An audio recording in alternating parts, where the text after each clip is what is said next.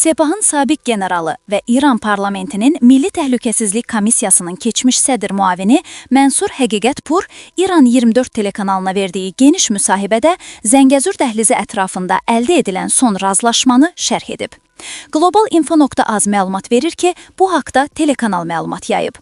Həqiqətpur qeyd edib ki, ABŞ prezidenti Donald Trump'ın vasitəçiliyi ilə Azərbaycan və Ermənistan arasında əldə edilən razılaşma bölgədə yeni geosiyasi proseslərə yol açır və bunun kiçik məsələ kimi təqdim olunması sadəlövhlükdür.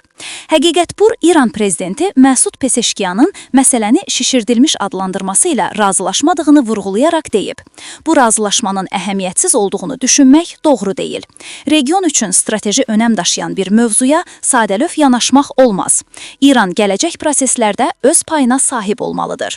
O, İranın proseslərdən kənarda qalacağı təqdirdə alternativ planlar hazırlamalı olduğunu bildirib. Əgər bu razılaşmada İran üçün konkret pay müəyyən edilməsə, ölkə öz təsir imkanlarını qorumaq üçün alternativ yollar nəzərdən keçirməlidir. Zəngəzur dəhlizinin İranın Avropaya və Ermənistana çıxışına təsir edib etməyəcəyi haqda suala cavab verən Həqiqətpur bunun mümkün olmadığını deyib.